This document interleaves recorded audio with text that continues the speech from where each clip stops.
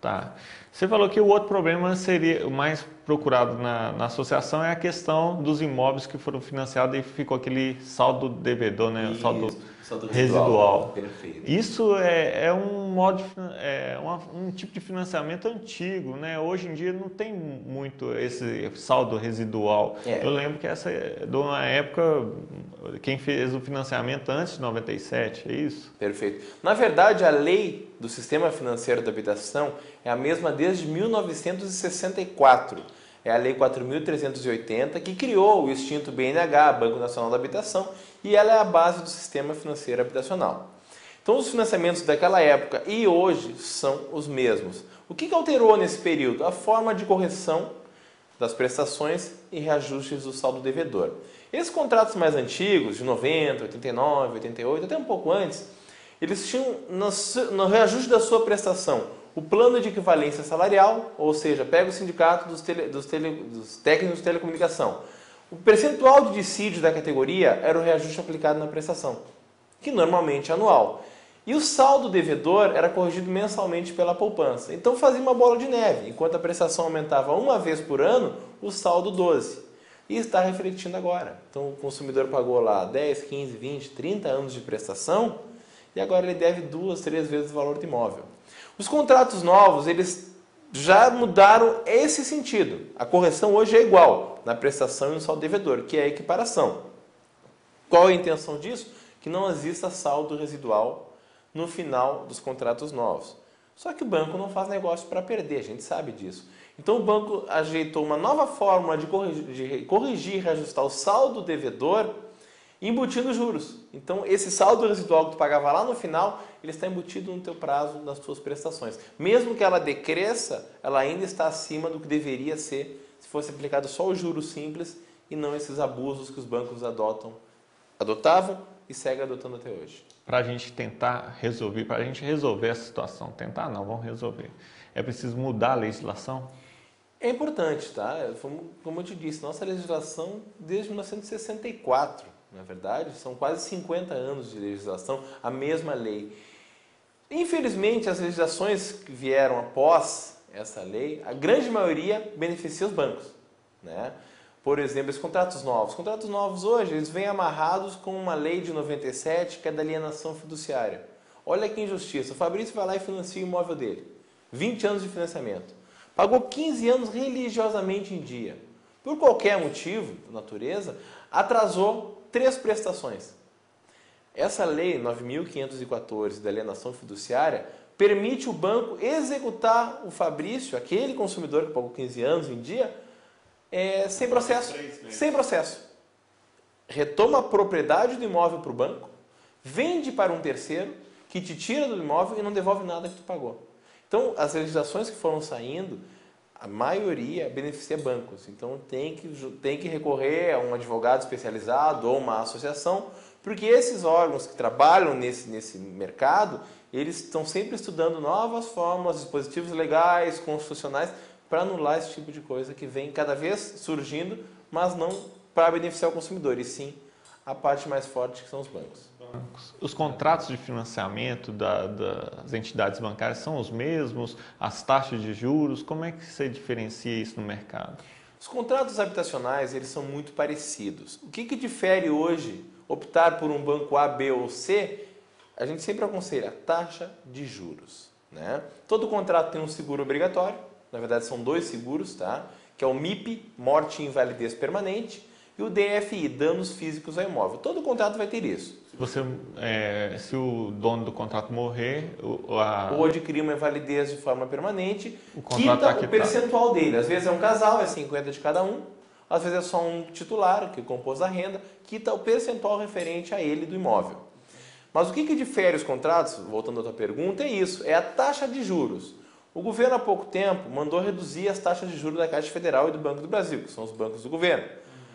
Os bancos privados, para não ficar atrás, estão tentando acompanhar esse decréscimo de juros para continuar aquecendo aquele segmento dentro do banco.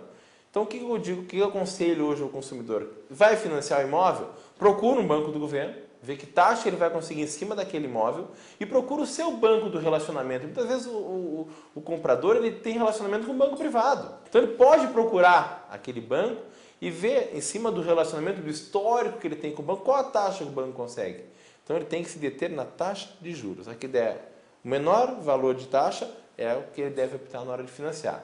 E lembrando, sempre que você for financiar um valor não só de imóvel, que já vamos abrir o leque para crédito bancário, empréstimo, financiamento de veículo, você pega, o ideal é pegar o menor valor possível pelo menor tempo possível. Você está pagando juros, então dá o máximo de entrada e tenta pagar, claro, numa prestação que suporte o seu orçamento ou orçamento familiar, o menor tempo possível.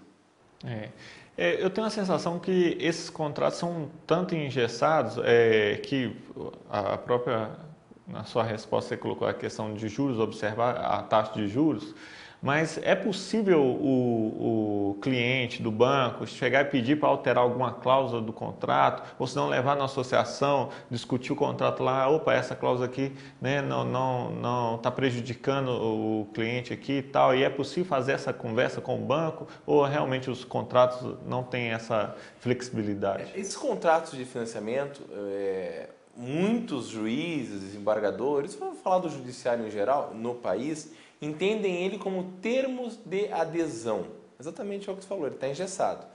O banco ele não aceita que tu altere qualquer cláusula, ele é um contrato padrão, não é verdade? Ou tu assina daquela maneira, ou tu não faz negócio com o banco. Você perde o financiamento. Só consegue discutir aquelas variáveis, uma taxa de juro, o valor que você precisar, o prazo. Agora, o corpo do contrato, o esqueleto do contrato, ele é idêntico e é engessado. O que tem que fazer? Se ele ficar oneroso, recorre ao judiciário. Não existe uma lei específica para regras de contrato. Existe uma lei que conduz o sistema financeiro da habitação. Mas se aquela cláusula daquele contrato for abusiva, for prejudicar a parte fraca, mais fraca da relação que é o consumidor, ele pode e deve sim se amparar no Código de Defesa do Consumidor, que é uma lei que beneficia muito hoje essas relações de consumo, né?